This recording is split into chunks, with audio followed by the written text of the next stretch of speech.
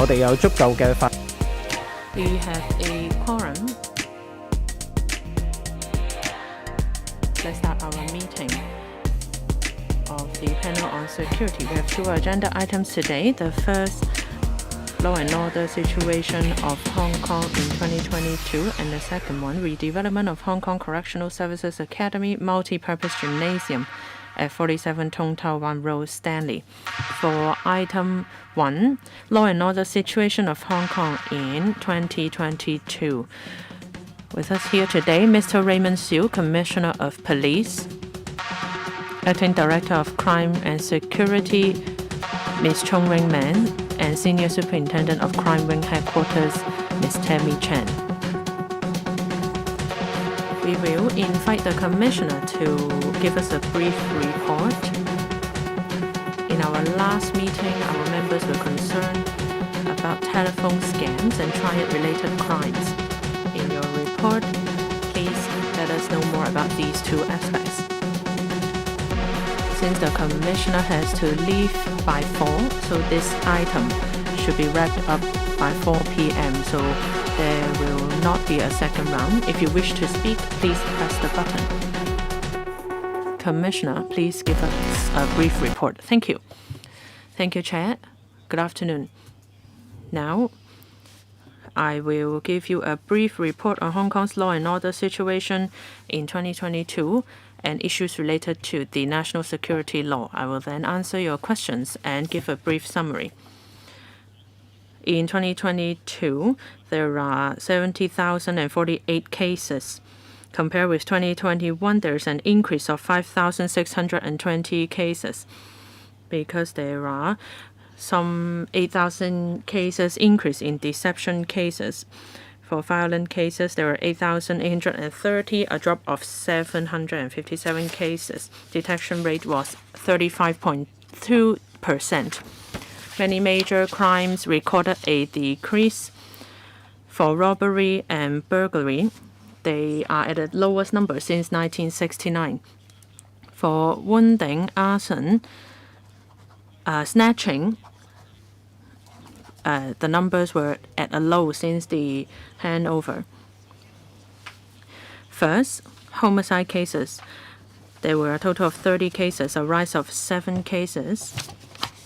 15 of them involved domestic or family violence. All of them have been detected. For detection cases, there are 27,923. There are a rise of 45%. 70% of them involve internet scams. The amount concerned is 4.8 billion. The increase mainly consists of online shopping scams, employment fraud, investment fraud, telephone deception, an increase of 40% and 180%. And for Anti-Deception Coordination Center, has successfully intercepted 888 cases with over 1.3 billion of payments. Regarding telephone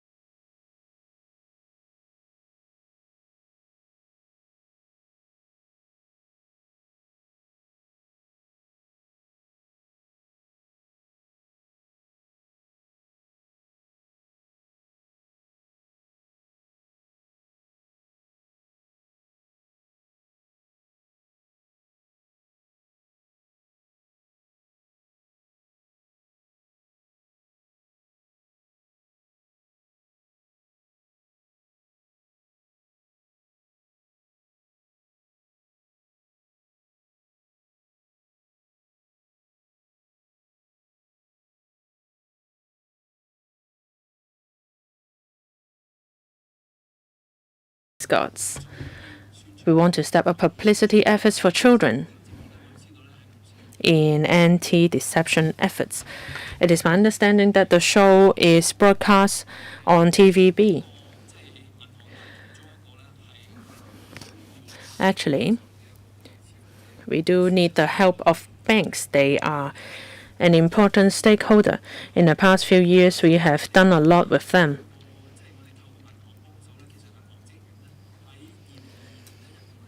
In 2022, we have stopped a total of 230 cases of deception. We have an award ceremony to commend bank staff members who successfully prevented these deception cases. Let's say they see a client trying to transfer a large amount of money to a suspicious account, they will notify us immediately. And we have collaborated with the Hong Kong Monetary Authority, 15 banks in Hong Kong, the ICAC, the C&E department. We have an intelligence group against money laundering. So we have measures in place to fight against money laundering. And together with Singapore and other neighboring countries, we had shared our experience. It is my understanding that in Singapore they have a new practice there that a bank staff member stations in the anti-deception group. So for money wired to fraudsters' accounts, we'll be able to learn about that quickly and will be notified as soon as possible so that we can start the stop payment mechanism. Thank you. Next, Dr. Tan Yue Hang.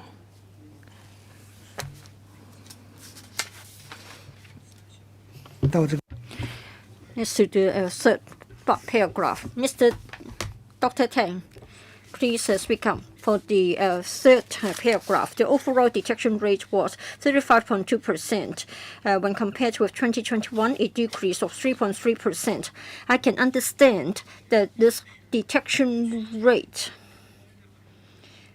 is overall. I just wonder if you can sort of give us the average figure for, say, 3 years or 5 years. The detection rates would vary. In 1 year, it may come down. In another year, it may go up. So perhaps you should cover a certain period of time and have the average figure. And then we can better understand the trend of the detection rate. This is the first point. The second point is that we have got so many deception cases. A lot of them are deploying modern methods, technology related. It won't be carried out by a single person or a small group of people. Most of them are sort of syndicates. So for the police, I just wondered that for this sort of deception cases, perhaps you can sort of tell us more about its relationship with organized crime. And do you have any sort of coordination internally within the police force when it comes to the fighting of such kind of crimes? CP. On deception cases,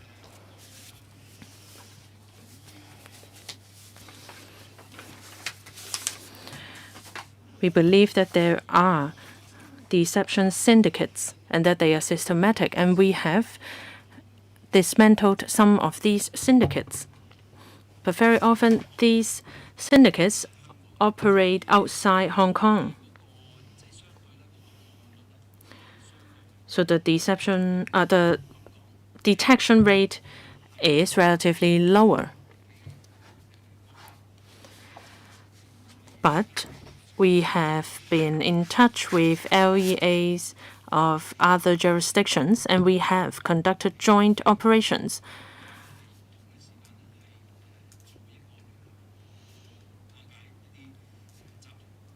And dismantled deception syndicates successfully.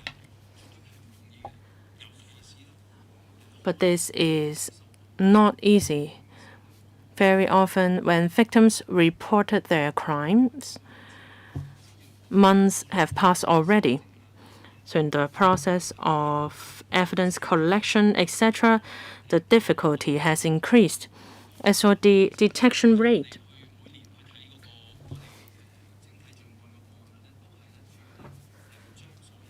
every year we look at the overall detection rate. Of course, if we look at the figures by breakdown, let's say robbery or burglary, the detection rate was the highest in the past 46 years. But the overall detection rate has gone down by 3.3%. It is mainly because of the relatively low detection rate of deception cases. Thank you. Mr. Yu Patlang. I'm also very concerned about the increase of deception cases, an increase of 45%, some 8,000 cases. So it not only increased the number of overall cases, it has also lowered the overall detection rate. So the figures are not pretty. Luckily, for other crimes, there are a decreasing trend. So we can see your efforts there. For deception cases, in the fourth quarter of last year, when overseas travel started to resume, I have heard from many travel agents that there were some travel agents imposters selling travel products on social media. They have reported it to the police. And I would like to know how many cases have you received? And did you manage to arrest anyone? Other than filing charges based on the latest travel industry ordinance, is it possible to charge them with posing as a travel agent without a license? Thank you for your question. For fraudsters posing as travel agents, I understand that these cases appear from time to time. I hope that you can report it to the police as soon as possible so we can bring them to justice. For these kind of online shopping frauds, I've heard some of them as well. So they will be handed over to our crime teams. And together with social media platforms or internet service providers, we may ask them to remove such websites. But figures relating to travel scams, I'm sorry, I don't have the figures on hand. Perhaps after the meeting, I can let you know the actual numbers. Any follow-up, Mr. Yu? Well, for travelers coming into Hong Kong, the number is going up. So other than promoting anti-deception messages to our residents, perhaps you can include tourists in your target audience as well. I hope that the police can step up their efforts. This is a vicious cycle. Because of the low detection rate, it may encourage criminals to continue with their crimes. Thank you for your suggestion. Next, Mr. Robert Lee. Well, I'm not a member of this panel, but I'm very concerned about the topic of discussion today, especially regarding deception cases.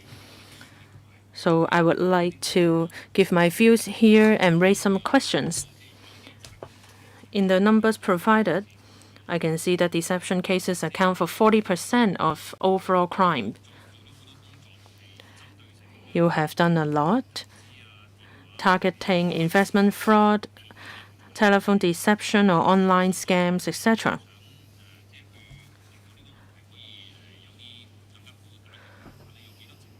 But to be able to solve this issue, is it possible for you to have any cross-bureau coordination?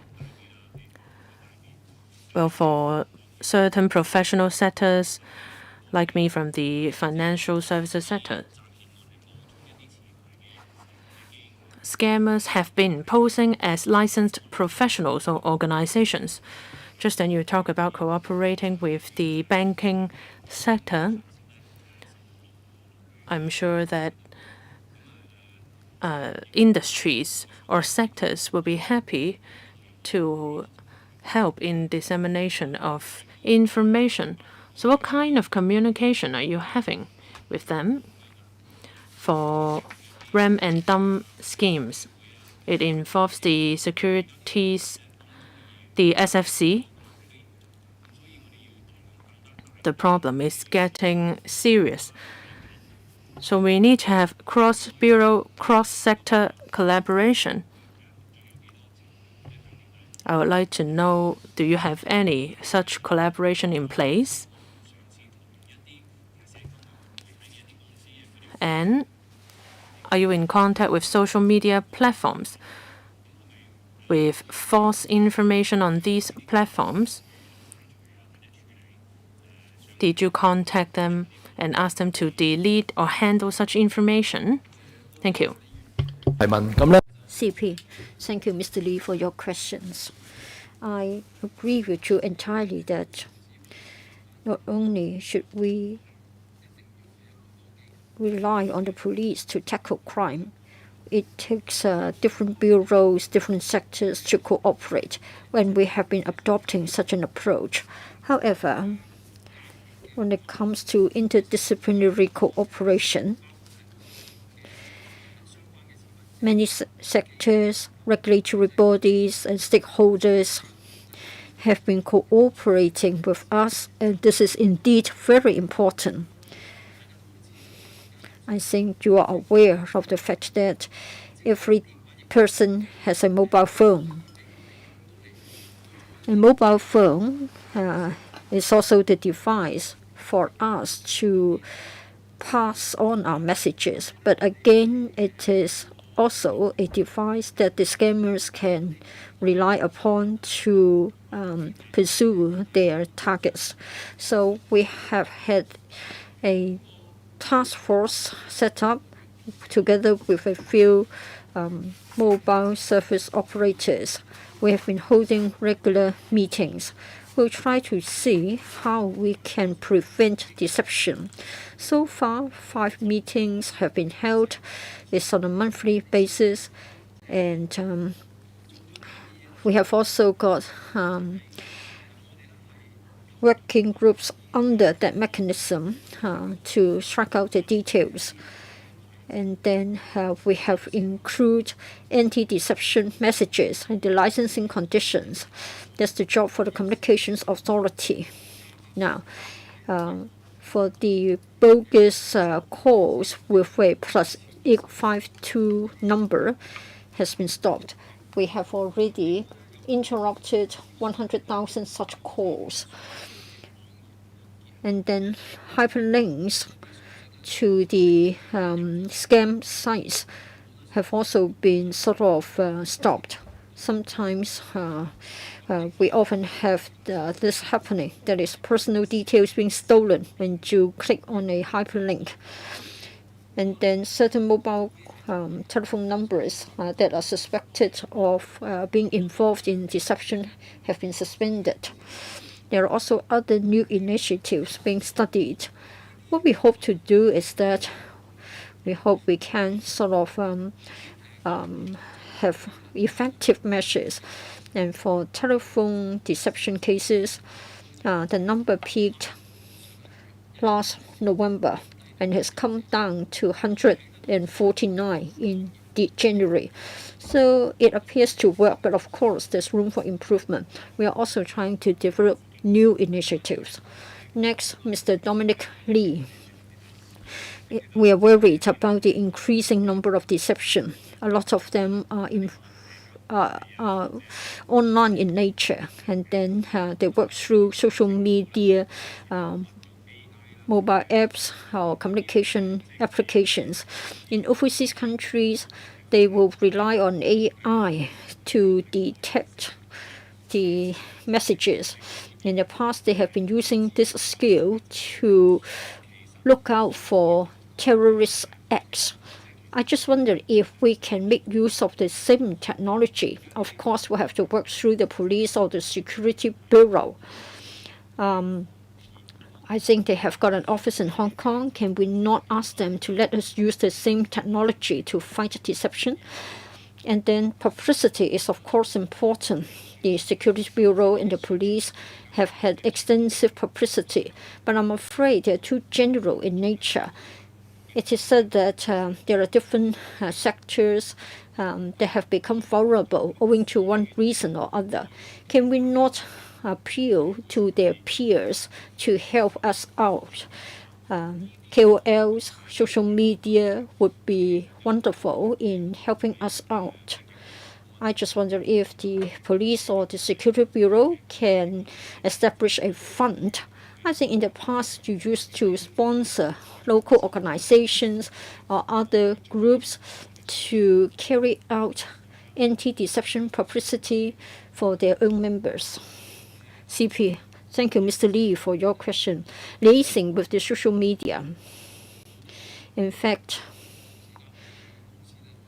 we have had liaison with different social media operators, and we have also made use of their platforms to send out the message. As to whether more could have been done, certainly. I agree that the social media would be an important platform to help us in publicity. Being more specific in our targets, yes, as I have said, this is indeed the case. Let me cite an example. For the accounting profession or for the teaching profession, probably they can have peer assistance in relation to publicity. Earlier on, I have liaised with certain chambers of commerce or sort of associations to help us out in sending out the message, asking KOLs to help. In fact, last year there was a territory-wide anti-deception quiz or test. We put up banners all over the city. You have got a QR code, and then people have been asked to scan the QR code, and then they will get tickets for a theme park. So it was a test case. On that occasion, hundreds of thousands of people tried to scan the QR code. What they get in return is to view 4 clips, each lasting for a minute or so. They are all themed around deception prevention. And at that time, we invited 4 KOLs to appear in the clips. And they also played the clips on their own YouTube channels. And as a result, we have sort of clocked up 3 million views. So I think it would help. But then Mr. Lee's advice is certainly good. That is, we need to do more, and we have to repeat it all the time so that we can be sort of going all out to publicize the message, and then we can get results. Mr. Gary Zhang. There were 2,554 cases related to triad societies. The figures have fluctuated, but I don't see any decreasing trend. But then for serious crime, as a result of the involvement of triad members, the number of serious crime will remain at a high level. We have seen triad members chopping other members, or they are trying to establish a high level presence. I'm from the NT North constituency. I'm quite ashamed of that. In the year 2018, with the direct advice of President Xi, there was a nationwide campaign against triad societies. What is important is to be systematic, and we have to crack down the triad influence at source. With a number of years of hard work on the mainland, if you still have people claiming themselves to be a tribe member, then you would say that this is a fool. In Hong Kong, we have still got people claiming themselves to be a tribe member to threaten others or to blackmail others for money. I have been advised by my assistant to think twice before I embark on this question. So CP, we need to follow up on the cases themselves. But then, as Mr. President Xi has said, we need to tackle the problem at root. So could you share your views with us, CP? Thank you, Mr. Zhang, for your questions. When it comes to tribe-related crime, I just want to say that cracking down on syndicates, organized crime, and the triads, this is part of my priority areas as the CP. And this is always intelligence-based. I can fully understand that in the second half of last year, there were indeed more eye-catching wounding cases. For wounding cases and serious assault cases, let me say that there were 12 more such cases last year when compared with the year before. But then for crime of such a nature, it is a case too many. As I have said when I started my speech, we had a territory-wide anti-triad campaign. We would like to stop their illegal acts, and we try to seize and confiscate their illegal gains so that we can strike them where it hurts. Between the 11th and the 18th of November last year, there was a major campaign lasting for 8 days. 900 people were arrested, and some of them were the masterminds of triad societies. For operations of such a nature will be continued to make sure that this kind of crime will subside. For triad-related cases, let me talk about the detection rate. It is 92%, but it doesn't mean that we have a high detection rate and so we don't have to take it seriously. In fact, I have asked all my colleagues to beef up their efforts. In particular, for those in the crime ring, they should enhance their intelligence gathering work as well as their detective work. Mr. Duncan Chiu, thank you for letting me ask the questions, even though I'm a non-panel member. Let me talk about technology crime. We have seen an increase of 40%. So for technology crime, what is the detection rate? Is it also on the low side? You talk about 12%. Is it for online scamming or deception? So please give me the detection rate for technology crime. Mr. Lai Tong Kok asked about your manpower level.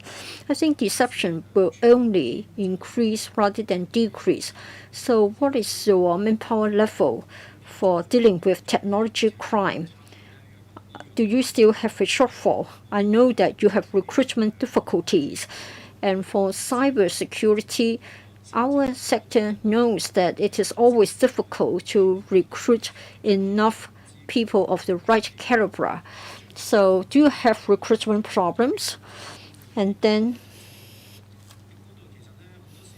for investment deception cases, I am aware of the details. Currently, what happens is that people will report the matter to the police, and then the police will ask the relevant platform to take down the advertisement. But it won't stop it, because they can have another identity, they can run in the name of another company, and this would only continue.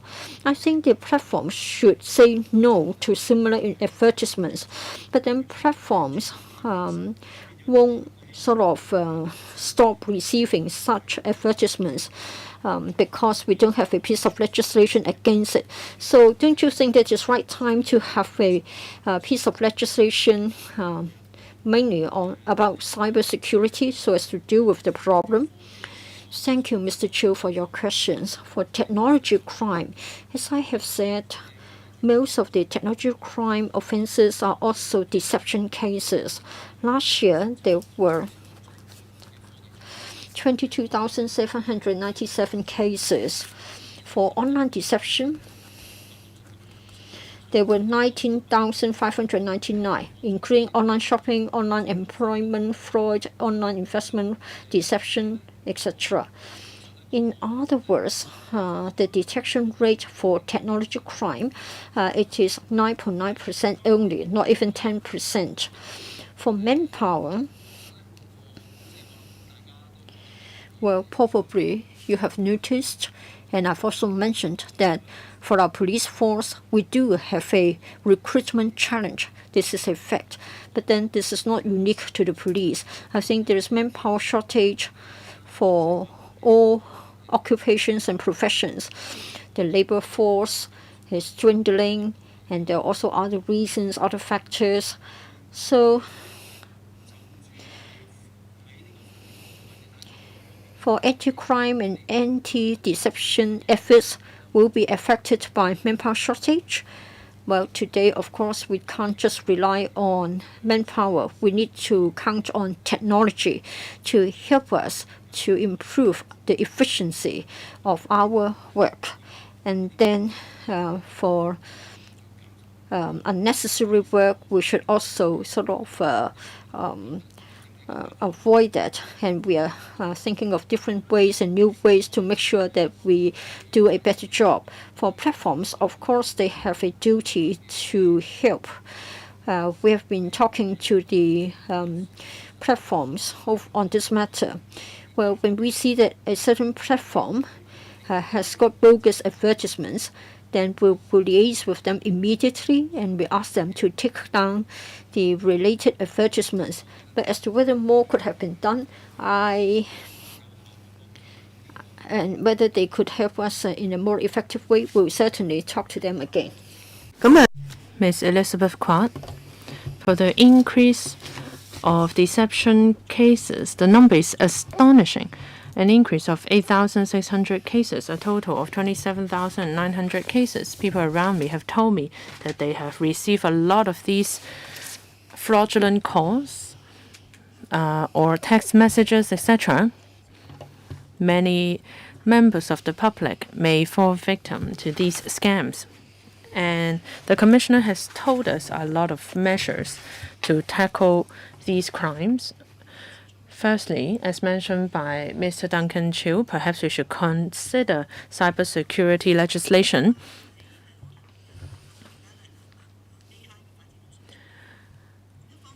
Right now, AI's development is going rather rapidly, so perhaps criminals will utilize AI to commit their crimes. The police should consider incorporating using AI in detection. For counterterrorism measures, there was a anti-terrorism hotline. The results were quite good. So is it possible to utilize the same technique in anti-deception work? The banking sector is the gatekeeper. Are there other things that we can do? Let's say if we see people transferring money out constantly, perhaps they can report it. Another issue of concern is triad-related crimes. Some 2,500 cases, an increase of 600 cases. That is quite a lot. Well, many members of the public believe that for Form 8 holders, bogus refugees, the problem remains unsolved. Many of them are involved in serious crimes. Well, people have told me that they have formed their own syndicates. Do you have any numbers on hand regarding these Form 8 holders? And do you have any crimes, and how do you plan to tackle them? Well, there were a few questions there. Firstly, regarding bogus refugees.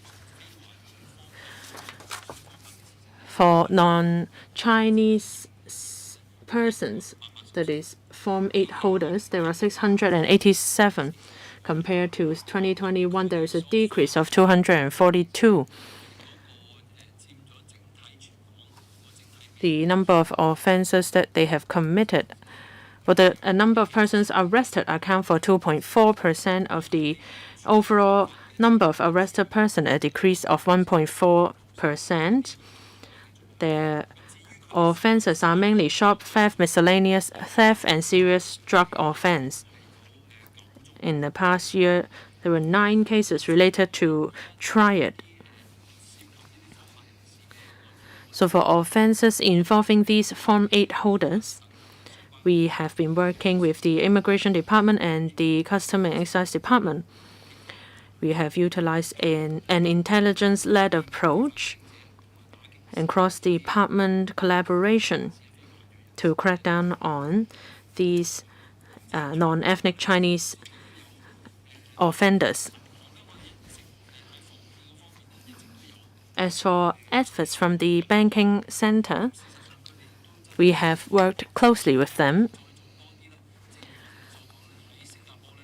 They have been very helpful, but can they do more? Like I said, in Singapore, they have adopted a new practice where a bank staff member stations at the Anti-Deception Command Center. But we also have the Anti-Deception Coordination Center. We have been in touch with the HKMA, and they will have discussion with banks to see that for bank accounts perhaps involved with criminal activities, for any deposit made, perhaps we can be notified as soon as possible to prevent the sum falling into the hands of criminals. Next, Reverend Peter Kuhn. I would like to follow up on NEC offenders. Well, lately, for some serious cases, some NEC offenders were involved. I wonder if they are HKID card holders. Are there any ways to solve this problem? And others have mentioned technology crime. Well, I have received requests for help. Some people realize that they have become victims of frauds, but they were notified by banks that after the transfer was made, there was nothing that they can do. Well, after they have reported the case, is it possible to withhold a sum of money? Well, the victim may have wired the money, but after discussion with family members and friends, they realize what they have done, and perhaps they would try to stop the payment. Is there anything we can do there? Ethnic Chinese offenders. 1.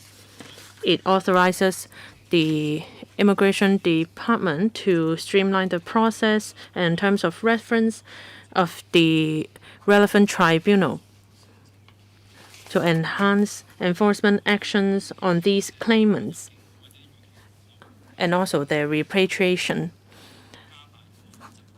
And the maximum penalty has increased.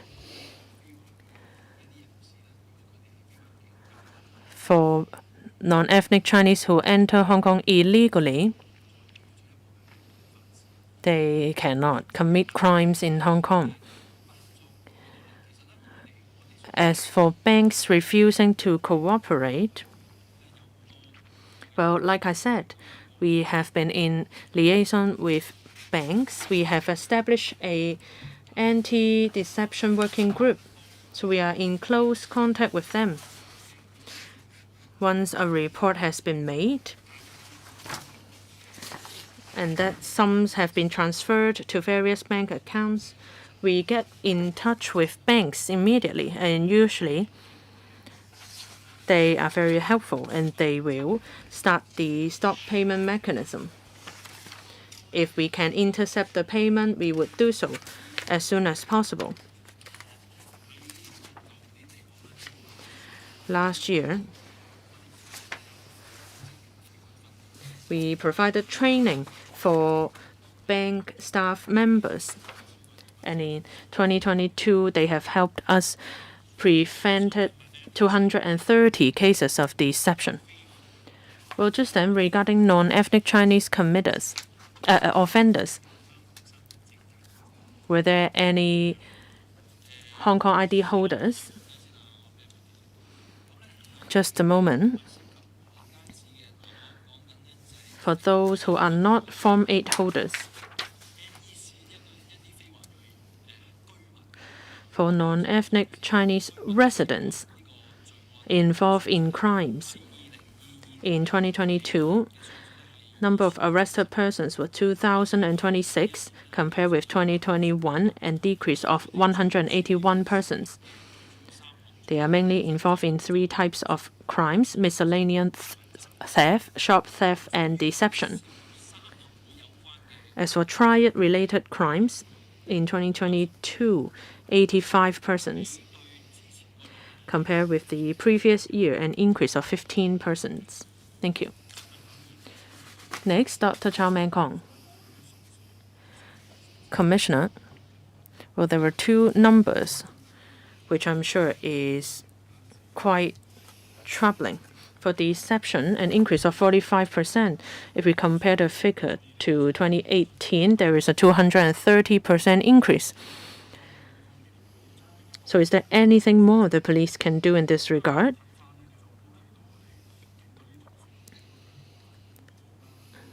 I can see that you have put in a lot of efforts, and last year you have intercepted 888 cases, but that only accounts for 3.2% of the total number of deception cases.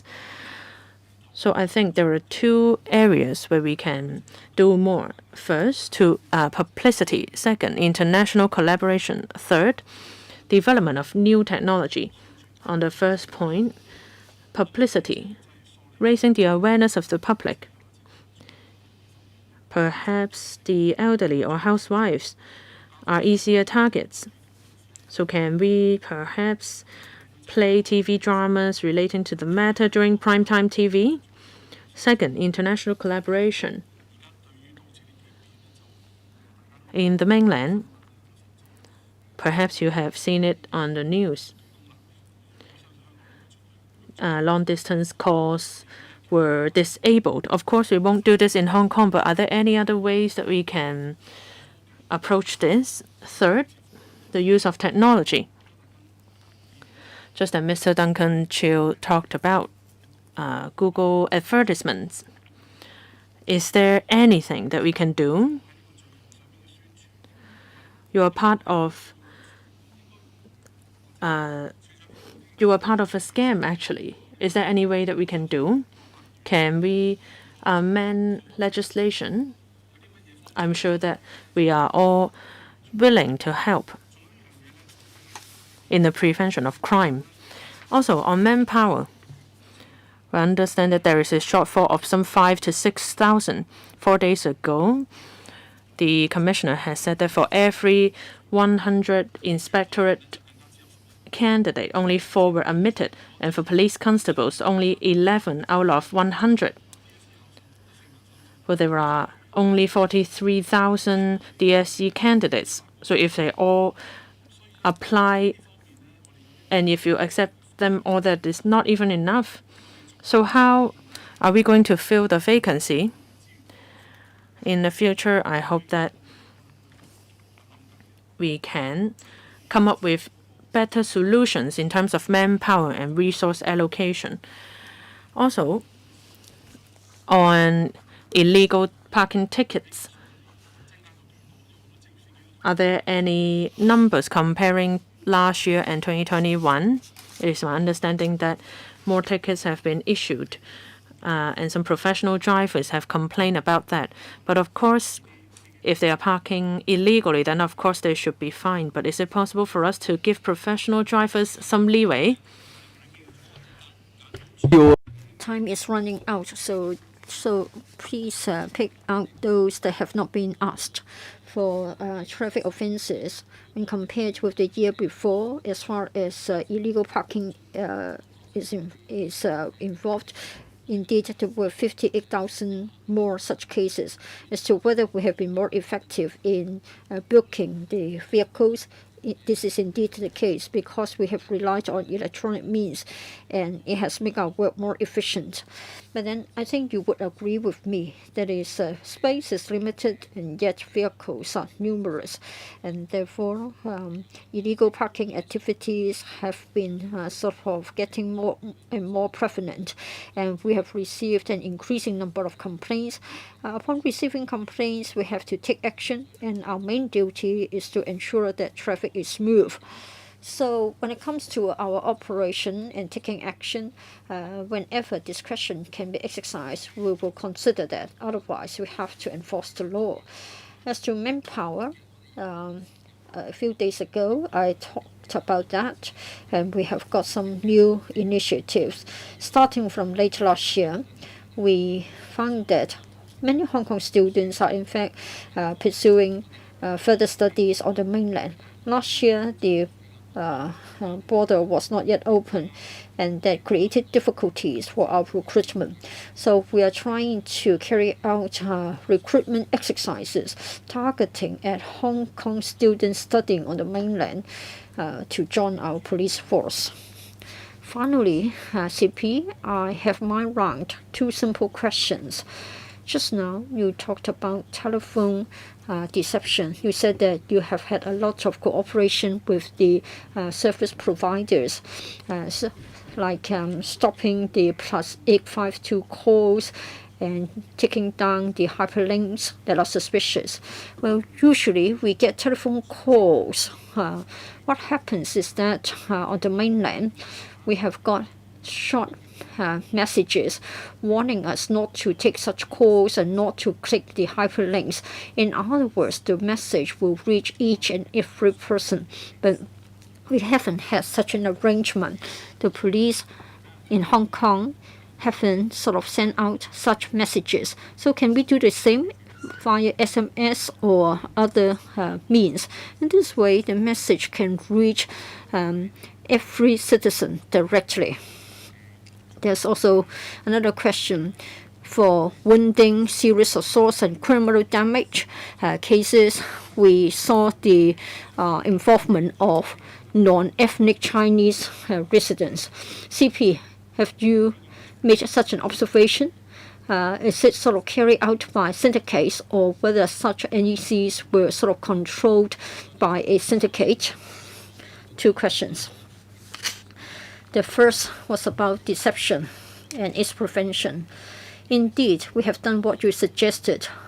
Last June, we liaised with the mobile service providers. They joined us in the anti-deception work. Through their platforms, we've been issuing anti-deception messages to our citizens. So indeed, we have done that. And I take this opportunity to say the following. Even for mainland service providers, we are also talking to them, and I can share with you certain new initiatives. For calls from outside of Hong Kong that carry a high level of risk, when such calls come in, we will add a alert message. Say, for example, we'll say that this is from outside of Hong Kong, beware, to see whether it is a deception call. So the receiver will think before getting the call or answering the call. It has been proved to be rather effective, and a few service providers also agree that it will work. And then from time to time, we may get bogus SMS. Again, we are talking to the service providers to see whether we can have a register for senders of SMS so that bona fide SMS senders will get a sort of accreditation, or when you get a message from them, you have that sort of verification. We've been talking to the major service providers like PCCW and iCable, etc. Just early this month, we had a working group meeting, and we asked the fixed line service providers to help us to tackle online deception cases and help us to stop the hyperlinks that are suspected to be involved in online deception. So for mobile service operators and for the fixed line network operators, we're working with them, and OFCA is also our partner. We are trying to find new ways to be more effective in tackling deception. Just now, you talk about the involvement of NECs in crime, as to whether they did so on their own initiative, whether they had already joined certain triad societies. In fact, both are true. Of course, sometimes we may be talking about shop theft or miscellaneous theft cases, and then they would have been committed by them on their own initiatives, while others are involved in serious assault cases, and we can tell that probably they are related to certain triad societies. Before I give you the floor to have a summary, Mr. Lam San Keung pressed the button to speak, so I'll give him the chance to speak. I want to talk about the traffic offense fixed penalty tickets. I think those who park illegally are aware of when the policeman will come, so they will just avoid the policeman, as they know when you are coming, and then they will just come back after you have left. So I just wonder if you are giving a daily quota to your traffic wardens or your traffic policemen so that they have to meet the quota. And then we have got deception cases, sort of offering jobs to job seekers. Do you still have this kind of employment, Mr. Ma? Thank you, Mr. Look, for your questions. First of all, traffic offenses. Well, to be frank with you, no, we don't have a quota. As to whether we will go at a regular sort of time to book the vehicles, well, sometimes it is, because in certain areas it is always the same period of time in the day that you see a more serious problem of illegal parking, and then we will go at that time to step up our enforcement. At the same time, I can tell you that complaints against illegal parking have been increasing all the time. Every day we have to deal with many complaints against illegal parking. For each and every police district, I have got a dedicated team to deal with such complaints, and they are working around the clock. In particular, during the peak hours, they have to carry out specific law enforcement work. And that's why for each and every police district, we have a district traffic enforcement team to deal with such complaints exclusively. For employment deception cases, altogether 46 victims told us that they were given overseas job offers as well as romance scams. 35 of them have already returned to Hong Kong out of 46 victims, and then 7 have been released, but then they are not yet back in Hong Kong. Maybe they are elsewhere, but they haven't returned to Hong Kong. So far, 4 have yet to be released, 2 in Cambodia, 2 in Myanmar. For the four of them, we are sort of in liaison with their family members. So far, we know that they are still safe. Thank you, CP. We still have a bit of time left. Would you like to have a sort of conclusion? Thank you, Chair. Before I conclude my briefing, I would like to talk about 4 operational priorities. First of all, we would like to uphold national security. We want to have a whole community approach in fighting terrorism. Last year, law and order was good, but there were still a handful of people who were inciting others online to engage in unlawful acts.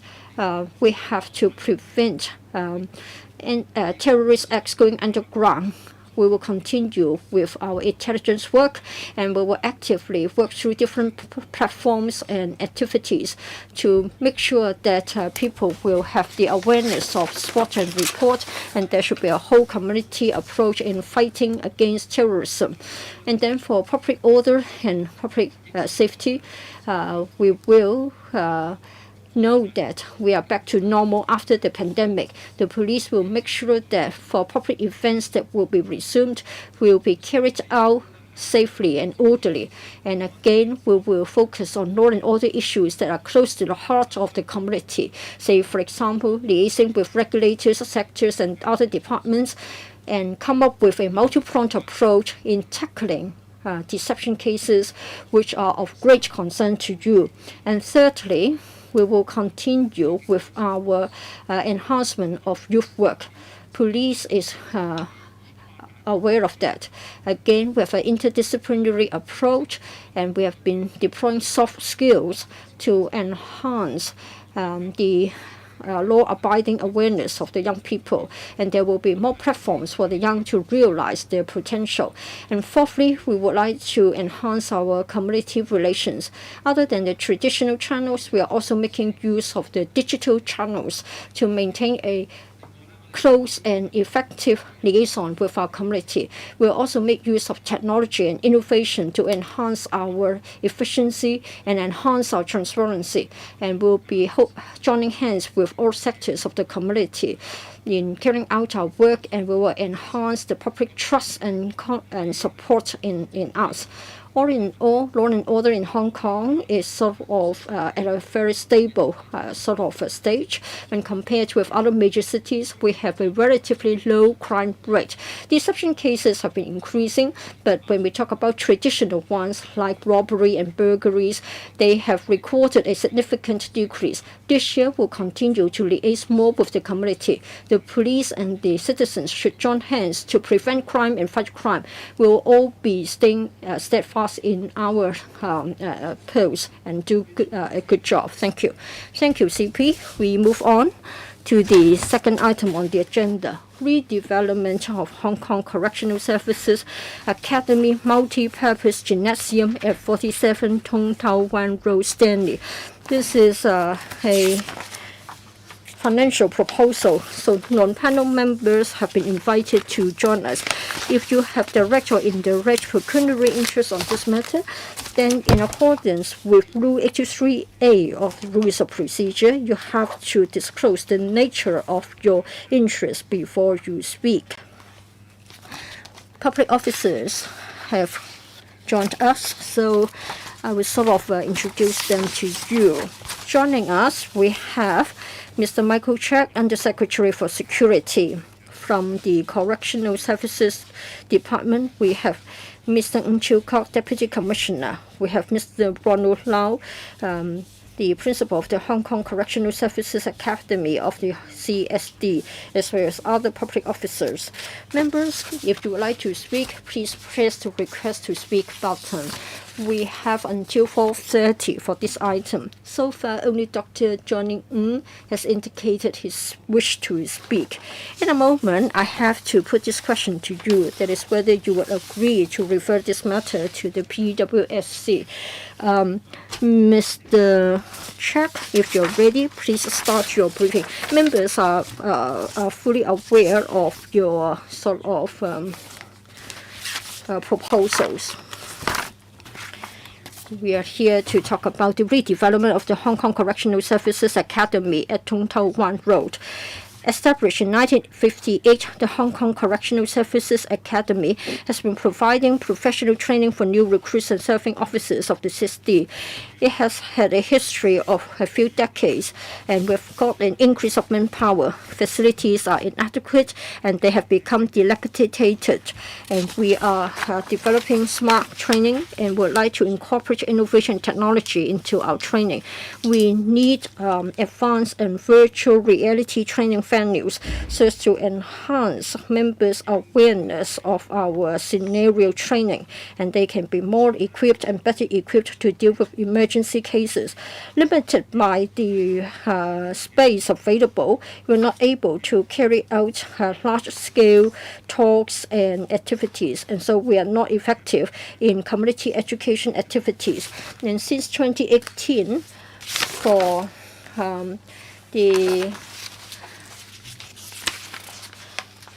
the assistant officer 2, we have year-round recruitment, and that has created difficulties in making arrangements for the venues. Now, the academy had its gymnasium built in the 1960s. We are going to have an institute redevelopment. It will become a new multi-purpose complex, so that we'll have an indoor sports hall and physical conditioning room, a 250-seat auditorium, an indoor mini firing range, a VR training room, and other facilities.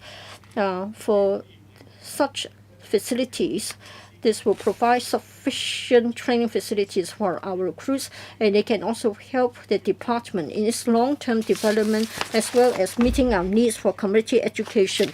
Having consulted you, we will follow the usual procedures to go to the Public Works Subcommittee for deliberation and seek funding approval from the Finance Committee.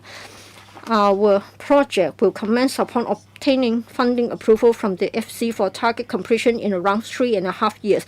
I will appeal to members to support the proposal, and we are happy to take questions from you. Dr. Johnny Ng and then Mr. Edmund Wong, 4 minutes, question and answer. Dr. Ng, please. Thank you. In paragraph 9 of the paper, it is mentioned that an indoor mini firing range will be included. Well, does it provide a simulated firing training? If yes, what kind of training content will be included? Is it possible for you to provide VR training? As for paragraph 6, you have mentioned community education programs. Can you let us know how this redevelopment will help in the implementation of these youth education programs? Well, for the utilization of the mini firing range, I'll ask my colleague to let you know. For the indoor mini firing range, it is for the training purposes, including live rounds. So it will simulate our nighttime escort process. When team members encounter fatal ambush or other threats, we can train our colleagues in handling the situation. It can train our team members' capability in handling emergency and the ability to deploy the correct level of force. As for community education programs, we have first started our program in 2008. We would like to broaden our youngsters' horizon, and we have started with the Rehabilitation Pioneer Project, RPP. We now have 14 different community education programs. Before the pandemic, 38,000 participants joined our relevant community programs. Other than the RPP,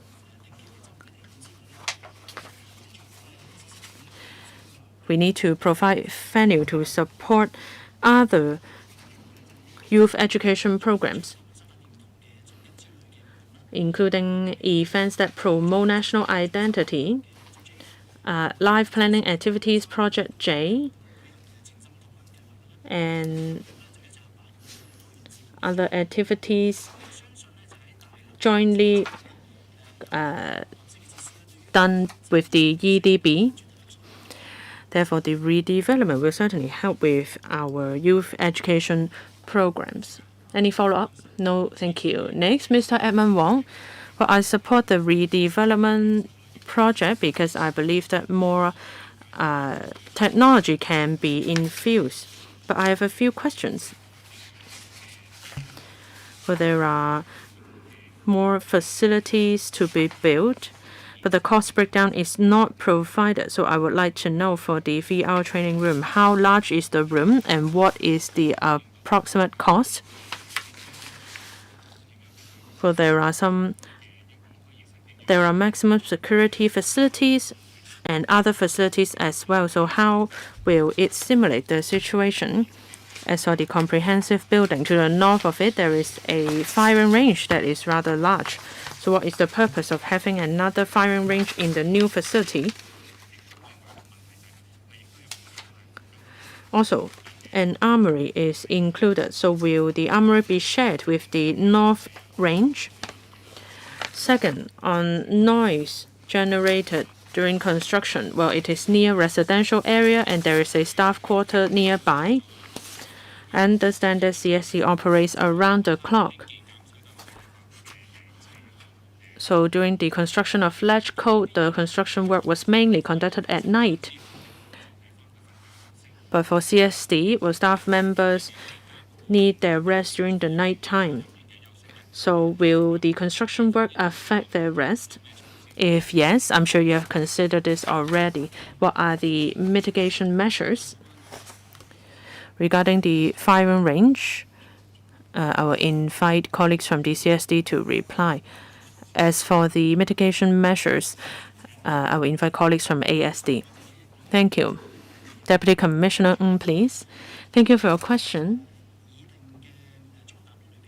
In the proposed multi-purpose complex, there is a new firing range. Well, the main difference with the existing firing range is that, well, the original firing range is of the traditional design. VR technology is not incorporated. So in the new mini firing range, especially for the regional response teams, they will be trained in various scenarios. This is the main purpose of this firing range. As for the relevant costs, we need to procure relevant VR equipment and other facilities, and it is included in the funding application here. As for the armory, based on actual needs for the multi-purpose complex, the existing armory will be moved to the new multi-purpose complex. Mr. Edward Wong, Project Director from ASD.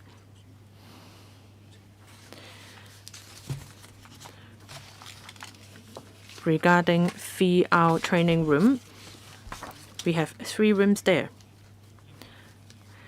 And the size will be about 100 square meters. I don't have the breakdown of the cost on hand. When we submit our proposal to the PWSC, we will provide the detailed breakdown. Perhaps I can provide you with the numbers later, or perhaps you can submit the relevant details to the PWSC. As for noise,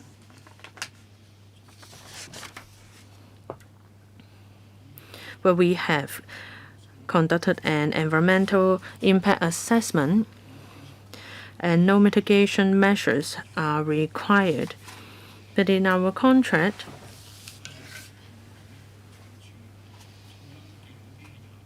they are required to provide noise barrier, especially during piling works, to prevent noises. Next, Mr. Lai Tong Kwok.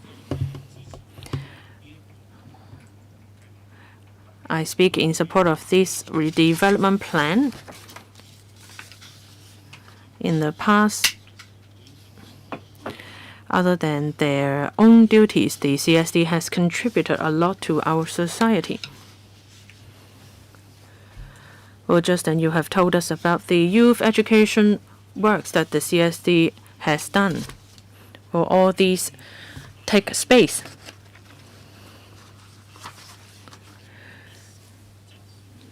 Especially when you can take them to a prison nearby so that young people can get the experience of entering a prison. This can enhance their law-abiding awareness. So now you will demolish the original facility and redevelop a complex in situ. Well, it takes 3.5 years to go through the finance committee. It is not a short period of time. So after the demolition of the existing gymnasium, before the new complex is completed, how are you going to ensure that the existing work and training efforts can be maintained? I would like to know about this. Second, I understand that the academy has a rather long history.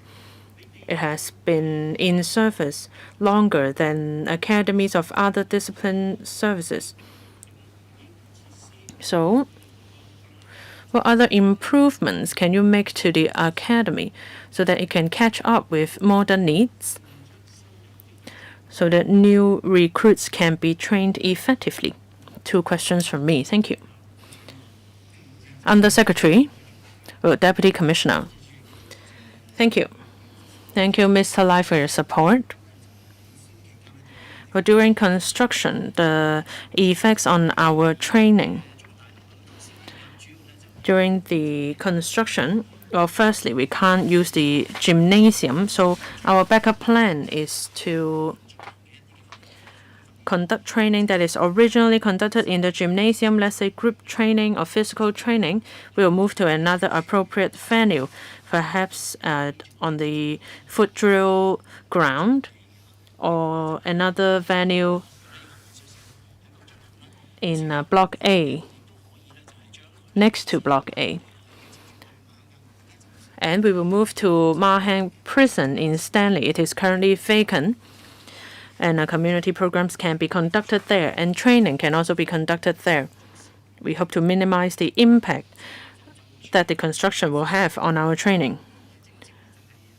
As for the facilities, yes, Mr. Lai, you are right. We want to bring our facilities up to date. So we have modified existing facilities. We want to introduce technology into our facilities, let's say VR,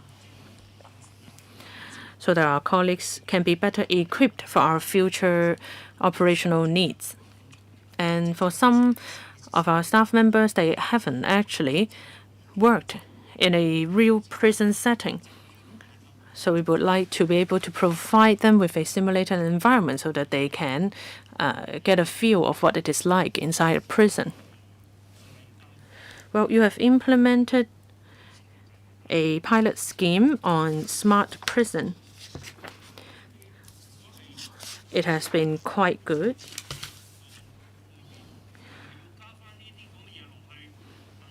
Does it have to be included or incorporated with the academy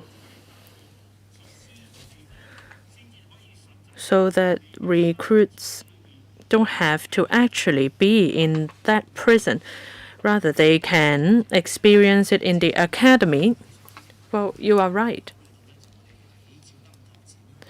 With the implementation of smart prison in Tai Tam Correctional Institution, we have implemented a new management system, and the relevant training has been provided in the academy. This change has been revolutionary. In the past, we do roll call manually, and the system can do it automatically now. And the relevant facilities will be provided to our recruits so that they can learn how to use the system before they leave the academy. Well, I have a simple question. You are asking for some 400 million. They are mainly for the redevelopment of the complex. Just that members have asked questions regarding the VR training room. So does the cost of the introduction of new technology included in the $400 million?